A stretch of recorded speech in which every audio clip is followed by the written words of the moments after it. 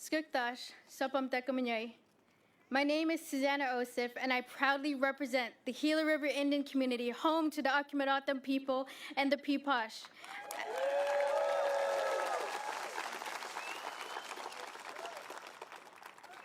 I serve as Miss Gila River, and it's such an honor to be here to witness history with every single one of you. As we all know, I have learned through my ambassador roles how much representation matters. For too long, Native Americans have been underrepresented. But today, we are so pleased to have with us Peggy Flanagan, the first Native Lieutenant Governor in the United States.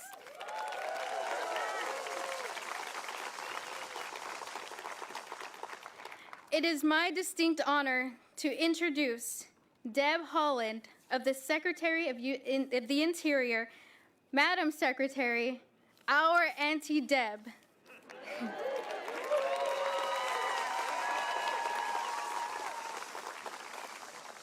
Secretary Haaland's appointment as the first Native Secretary in the history of the United States is a shining example of representation at the highest levels of our government. That brings a sense of hope, a sense of pride, and guidance. Not only is Secretary Haaland the first Native American of the Interior, but she is the first Native cabinet member. And as I've said, representation matters because we are breaking barriers. We are setting a path for future generations, for our people to succeed. And it's so much easier to be able to have that guidance to ensure that we are standing up for our people, our voices are being heard, and our communities are being represented. So it is with pride that I introduce you the Secretary of the Interior, Secretary Deb Haaland.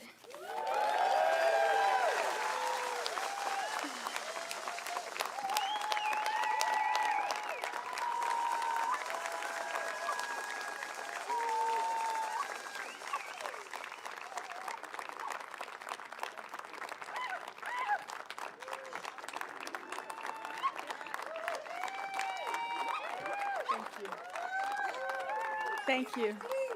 I love you too. Thank you. Wow, that was awesome. Thank you, Susanna, so much. There's no question that your voice is out there and representation truly does matter.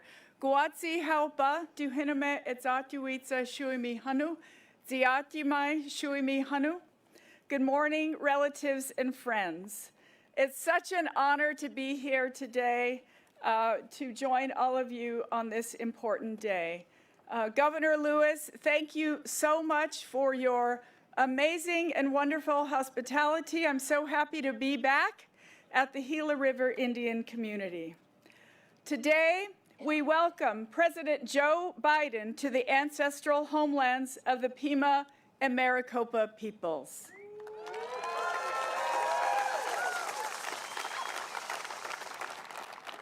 Every day, but particularly today, I think of the ancestors. We are here because they persevered. Their stories, our stories, are everywhere, in the air we breathe and the land we walk on. We tell those stories because Native American history is American history. President Biden has been a champion for Indian country, committed to doing what is right for our people. It is the honor of my lifetime to serve a president and an administration that truly sees Indigenous people and has worked tirelessly to address the issues in Indian country that have long been underfunded and outright ignored. From infrastructure to education to the crisis of missing and murdered Indigenous peoples, Joe Biden has directed historic resources into the hands of tribal leaders who know best how to strengthen their communities.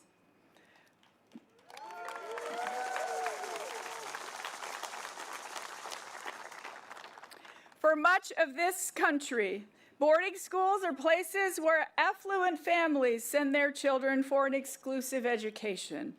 For Indigenous peoples, they served as places of trauma and terror for more than 100 years. Tens of thousands of Indigenous children as young as 4 years old were taken from their families and communities and forced into boarding schools run by the U.S. government and religious institutions.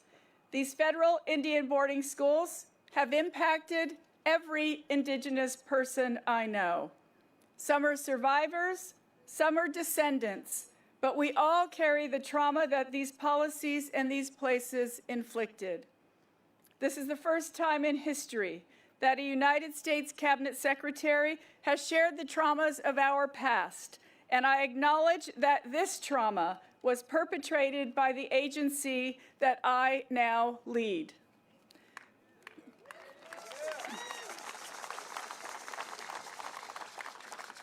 For decades, this terrible chapter was hidden from our history books, but now our administration's work will ensure that no one will ever forget.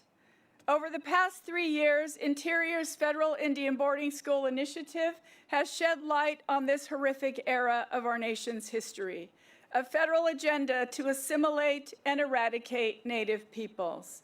My maternal grandparents were only 8 years old when they were stolen from their communities and forced to live in a Catholic boarding school until the age of 13. My great-grandfather was also taken, sent by train thousands of miles away from our small village of Mesita. Many children like them never went back home, and I mourn their passing alongside you. Others, like my grandparents, did return home, and I stand on their shoulders today. As part of the boarding school initiative, we published an investigative report that found loud and unequivocal truth that the federal government took deliberate and strategic actions through boarding school policies to isolate children from their families and steal from them the languages, cultures, and traditions that are foundational to Native people. But as we stand here together, my friends and relatives, we know that the federal government failed.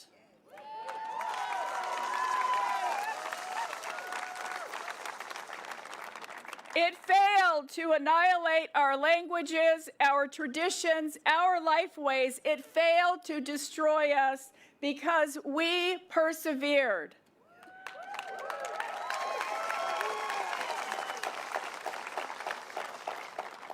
The investigative report calls on the federal government and Congress to take concerted actions to continue the work of healing from our shared past. And already we're putting some of those recommendations into action. Through our interagency effort alongside the Departments of Education and Health and Human Services, we are investing in the preservation of Native languages.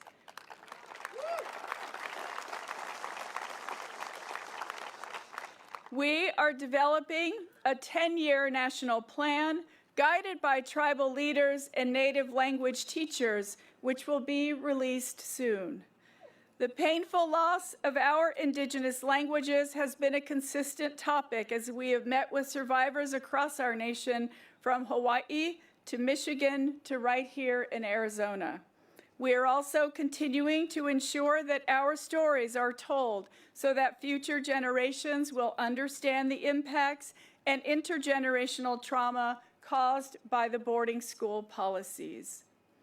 Assistant Secretary Brian Newland and I spent more than a year on what we called the Road to Healing, 12 visits to Indigenous communities, including Gila River, that allowed survivors and descendants to share their boarding school experiences and the aftermath those schools left behind. In collaboration with the National Native American Boarding School Healing Coalition and with support from the National Endowment for the Humanities and the Mellon Foundation, we are creating an oral collection of first-person narratives from boarding school survivors. We are finalizing agreements between the department, the Smithsonian's National Museum of American History, and the Library of Congress to explore how those oral histories can best become part of upcoming and far-reaching educational resources, such as online, traveling, and long-term exhibitions that will share the history and legacy of the federal Indian boarding school system with the world.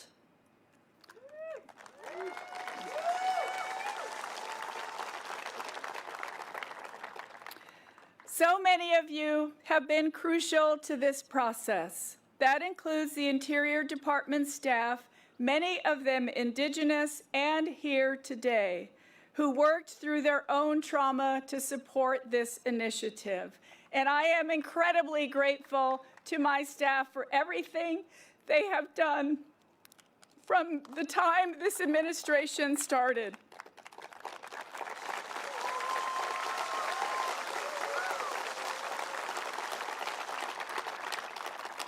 Today's event would not have happened without each and every one of you, without those who have spoken up, who have shared their pain, and who have been vocal in the face of injustice. Together, we have persevered. It means everything to be with you today and with our courageous president who recognizes the impact these policies have had on each of us. Today is a day for remembering, but it's also a day to celebrate our perseverance. In spite of everything that has happened, we are still here.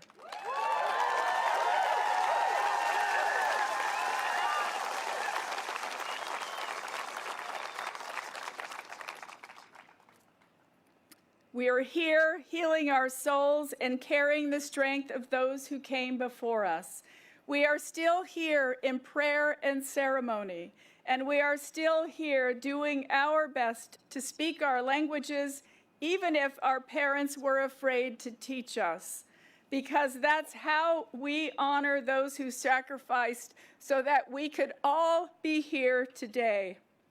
Indigenous peoples have always been here, and today we commit to our shared future. Thank you, Mr. President, for bringing us together. Dawa e. Thank you all so much. Thank you. Thank you.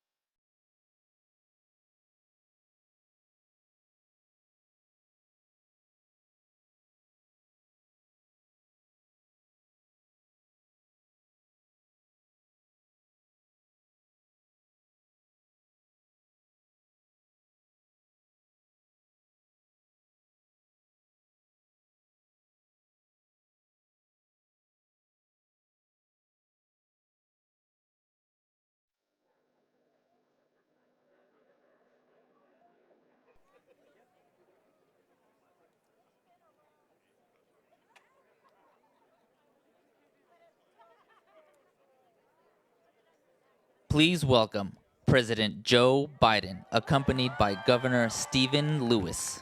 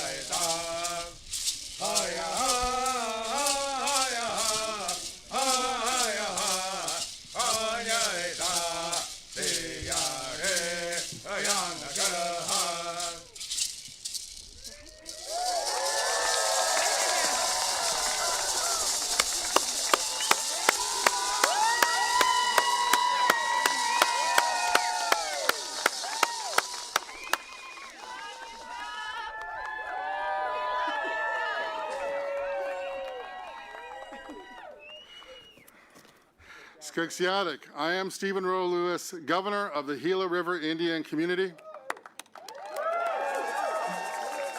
Tribal leaders and distinguished guests, it is with honor that I welcome President Joe Biden to the Gila River Indian Community.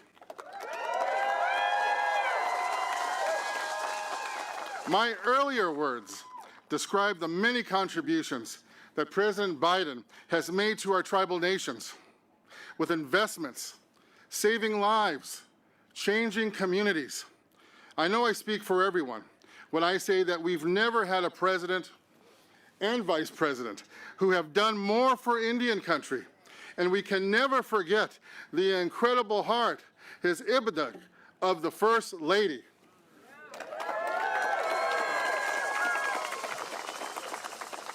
We are here today to acknowledge the past and to take the first difficult but necessary steps to begin the healing. Because today is as much about our future as it is our past. All of us present today are joined in spirit by those who did not survive the unimaginable. We offer our prayers to those who did not survive. And we offer our heart, our ibada, to those who did, as we admire their strength. It's not surprising that President Biden, a person of unparalleled compassion, impeccable character, and profound empathy, would be standing with us today on Atham Juvat, on Indian country. Each of us understand the solemn nature of this day, of this moment, of this historical time and place that we are all a part of. Today's words will be carried forward by all of us here, Mr. President, into future generations. This is a day built on respect and honor. We all know today, Indian country is much stronger because of the words and actions and the heart, the ibada, the heart of President Biden. On behalf of the Gila River Indian community, I introduce to you President Joe Biden. Thank you, sir. We love you. We love you. Everything you've done. Thank you.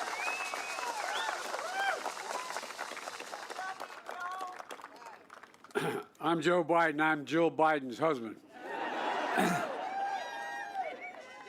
Gov, thank you for the introduction. And to the Gila Indian River community, nothing wrong with me, Gila River Indian community for welcoming me today. You know, I say this with all sincerity. This, to me, is one of the most consequential things I've ever had an opportunity to do in my whole career as President of the United States. It's an honor, a genuine honor to be in this special place on this special day. Thank you to Senator Mark Kelly, a great friend who also was married to an incredible woman who was my friend. Please have a seat, by the way. And Congressman Greg Stanton, I saw Greg when I came in. He's over there somewhere. Greg, thank you. And I'm putting these glasses on because I'm having trouble seeing this. And all the elected leaders and the tribal community leaders for being here today. You know, I can't tell you what a special thanks I have for Deb Haaland, my Interior Secretary. I was determined. I made a commitment when I became president that have an administration that looked like America, except you're America. And there's never has been a Native American, an indigenous person who was in the cabinet or in the secretary's job or any consequential job in a presidential administration. She's the first, but clearly not the last, Native American cabinet secretary ever. And her historic and dedicated leadership to strengthening the relationship between the tribal nations and the federal government is unlike anything ever happened before. That's why we're here today. You know, when I got to the Senate, I was only 29 years old. I had to wait 17 days to be eligible. And after I got elected, while I was waiting, my wife and daughter were killed, and my 2 boys were badly injured. And the guy that came to my assistance was a guy named Danny Inouye. And the first thing he taught me, not a joke, was, Joe, it is not Indians, it's Indian nations. He was serious, deadly earnest about it. It's been 10 years since the sitting president came and visited Indian country. That's simply much too long. And that's why I'm here today, not only to fulfill my promise to be first president to visit Indian country, but more importantly, to right a wrong, to chart a new path toward a better future for us all. I'm also here today because, as I said, my wife Jill has been here 10 times in Indian country, literally. The First Lady sends her love and said, Joe, make sure you come home. Because every time she goes, she spent a lot of time, excuse me for saying this, the Navajo Nation. I'm worried. Every time she goes, I'm worried she's not coming home. I watched that beautiful performance just now and it moved me deeply. It's a reminder of everything Native people enjoy and employ. Sacred traditions, culture, passed down over thousands of years. Long before there was a United States, and Native communities flourished on these lands. They practiced democratic government before we ever heard of it, developed advanced agriculture, contributed science, art, and culture. But eventually, the United States was established and began expanding, entering treaties with sovereign tribal nations. But as time moved on, respect for tribal sovereignty evaporated, was shattered, pushing Native people off their homelands, denying their humanity and their rights, targeting children to cut their connection to their ancestors and their inheritance and their heritage. At first, in the 1800s, the effort was voluntary, asking tribes to sell their children, to send their children away to vocational schools. But then the federal government mandated the removal of children from their families and tribes, launching what's called the Federal Indian Boarding School era. Over a 150-year span, 150 years, from the early 1800s to 1970, one of the most horrific chapters in American history. We should be ashamed. A chapter that most Americans don't know about. The vast majority don't even know about it. I was at my hotel today. I told the hotel staff they're leaving. I said, where you go? I told them. I said, so what are you doing? I told them. They said they're natives here. They said, I never knew that. I never knew that. Think of how many people don't know.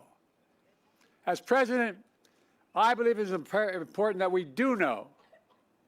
You know, generations of Native children stolen, taken away to places they didn't know, with people they never met, who spoke a language they had never heard. Native communities silenced. Their children's laughter and play were gone. Children would arrive at schools, their clothes taken off, their hair that they were told was sacred was chopped off, their names literally erased, replaced by a number or an English name. One survivor later recounted her days when taken away. She said, quote, my mother, standing on that sidewalk as we loaded into a green bus, I can see the image of my mom burned into my mind and my heart where she was crying. Another survivor described what it was like at the boarding school. I quote, when I would talk in my tribal language, I would get hit. I lost my tongue. They beat me every day. Children abused, emotionally, physically, and sexually abused, forced into hard labor. Some put up for adoption without the consent of their birth parents. Some left for dead in unmarked graves. And for those who did return home, they were wounded in body and in spirit. trauma and shame passed down through generations. The policy continued even after the Civil Rights Act, which got me involved in politics as a young man, even after the Civil Rights Act was passed in 1964. It continued. All told, hundreds and hundreds of federal Indian boarding schools across the country, tens of thousands of Native children entered the system. Nearly 1,000 documented Native child deaths, though the real number is likely to be much, much higher. Lost generations, culture and language, lost trust. It's horribly, horribly wrong. It's a sin on our soul. I'd like to ask, with your permission, for a moment of silence, as we remember those lost and the generations living with that trauma.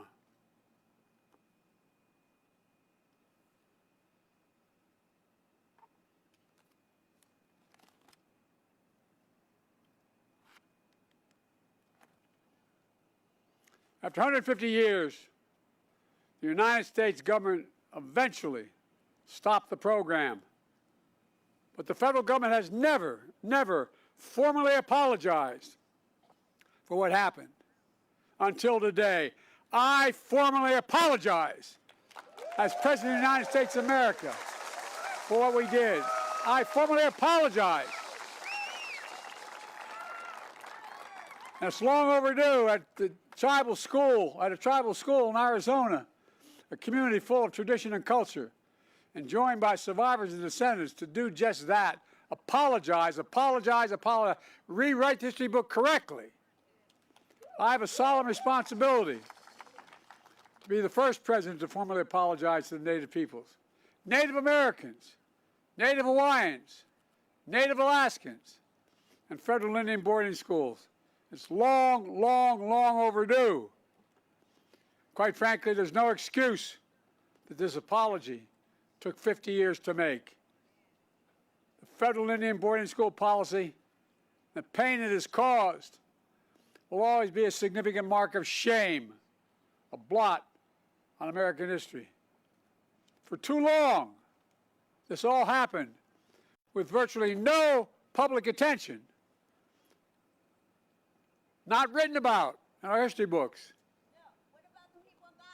not taught in our schools. Let her talk. Let her talk.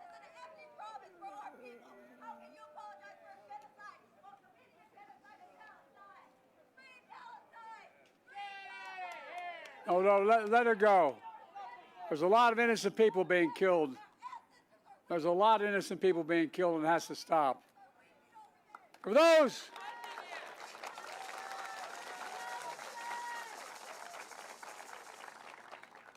who went through this period, it was too painful to speak of. For our nation, it was too shameful to acknowledge. But just because history is silent doesn't mean it didn't take place. It did take place. While darkness can hide much, it erases nothing. It erases nothing. Some injustices are heinous, horrific, and grievous.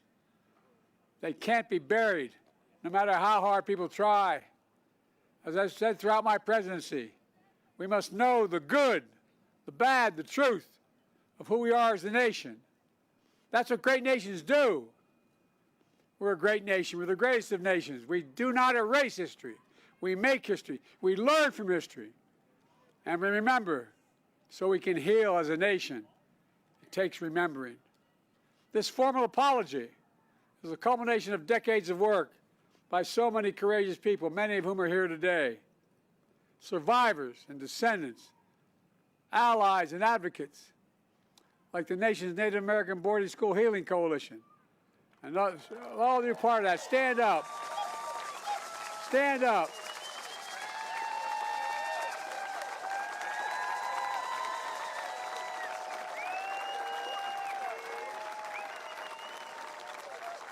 As my grandfather would say, you're doing God's work. Another courageous leader who spent decades shining a light on this dark chapter. And leaders like Secretary Howland, whose grandparents were children at one of those boarding schools. U.S. Interior Department, the same department that long ago oversaw federal Indian boarding schools. Let's what? The extensive work on the breaking ground has happened with her. It's appropriate that she is bringing an end to what that very agency did. Groundbreaking report, documenting what happened. We owe it to all of you across Indian country the truth. The truth must be told. The truth must be heard all across America. But this official policy is only one step toward and forward from the shadows of failed policies of the past. That's why I've committed to working with indigenous communities across the country to write a new and better chapter in our history, to honor the solemn promise the United States made to tribal nations to fulfill our federal trust and treaty obligations. It's long, long, long overdue.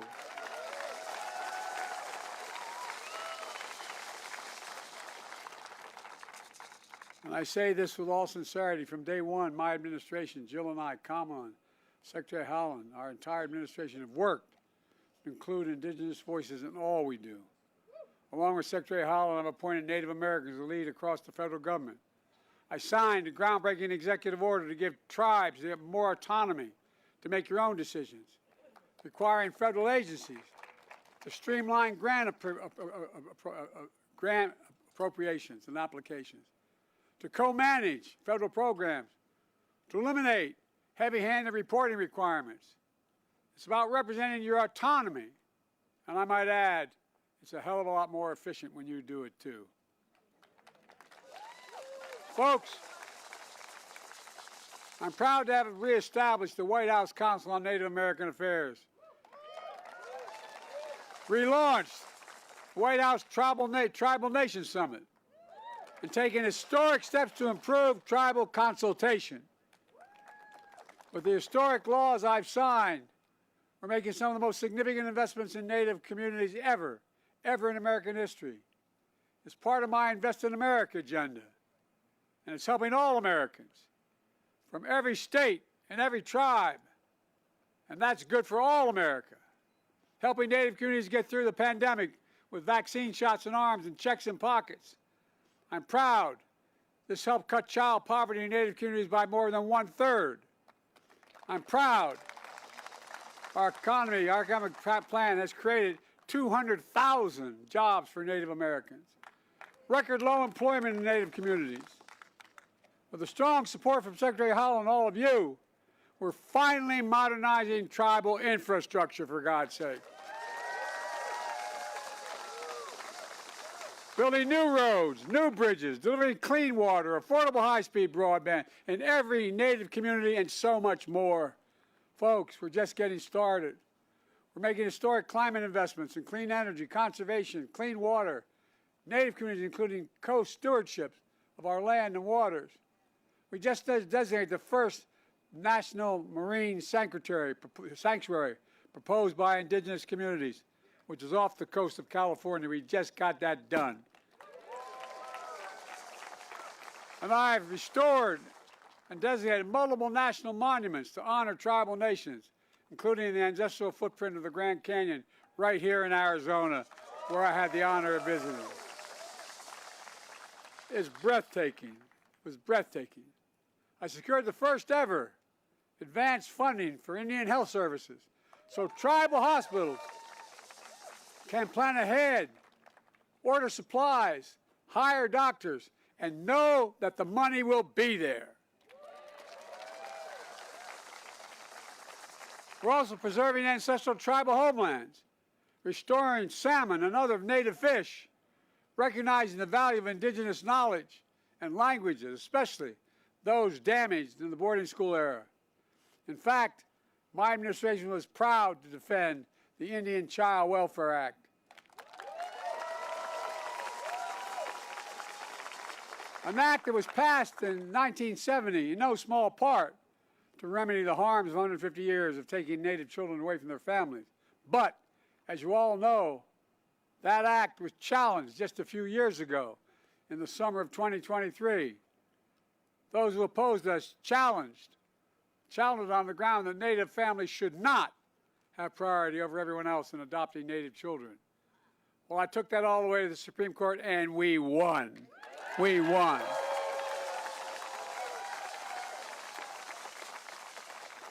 We also extended mental health programs through the Bureau of Indian Education so young people have the tools to end cycle of generational trauma. As an educator, this is something Jill cares deeply about, my wife, just as she traveled across Native communities to increase access to health care and so much more, including helping open the first cancer cure center in Navajo Nation. More to do, a lot more to do. By the way, the infrastructure bill is over $1 trillion. It's not a decade. I mean, it's not a quarter. It's going to be there for a decade. Much, much more to come, and you've got to get your fair share.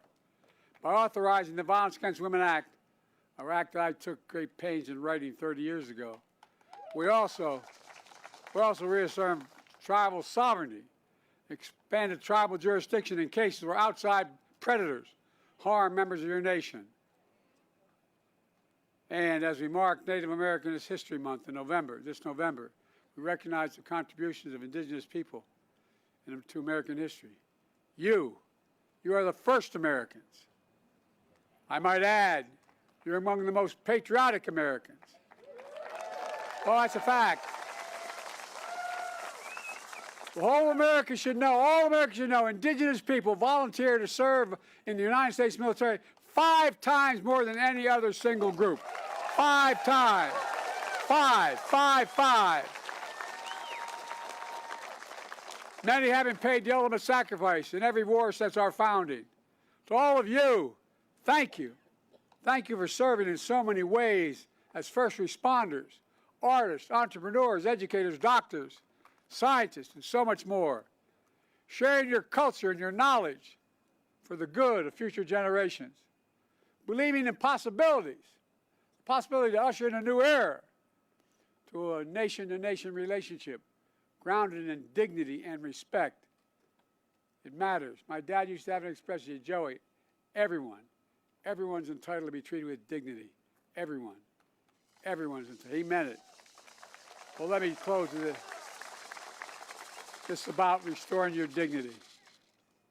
I know no apology can or will make up for what was lost during the darkness of the federal boarding school policy.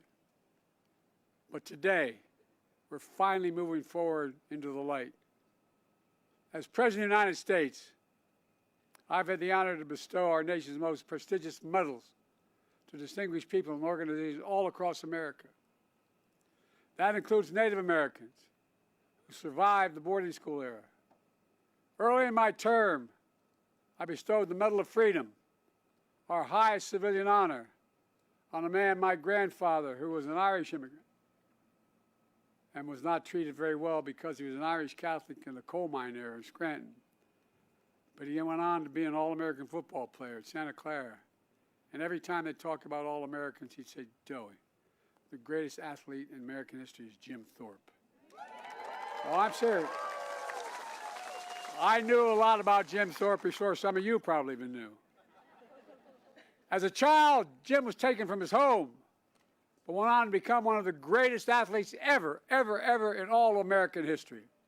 And earlier this week, I bestowed 2 other revered medals, the National Medal of Arts, the National Medal of Humanities, the 39 extraordinary Americans and organizations, including Rosetta Roll, an Alaska Native. More than 80 years ago, she was a 6-year-old when she was taken to a federal boarding school. She spent 3 years without her family not known if she'd ever come home. 9 years old, she was one of those who did come home. Over the next 7 decades, she became a leading anthropologist and advocate, building a new era of understanding. Her story, from being taken from her home as a child to standing in the Oval Office, receiving one of the nation's most consequential medals, is a story of the truth, the power of healing. When Rosetta sees young people singing traditional songs, just like we heard today, she says, and I quote, who will hear the voices of our ancestors, and we are now hearing it through our children. For too long, this nation sought to silence the voices of generations of Native children. But now, your voices are being heard. That's the America that we should be. That's the America we can all be proud of. That's who we are. For God's sake, let's make sure we reach out and embrace, because you make us stronger. You are America. God bless you all, and may God protect our troops. Thank you.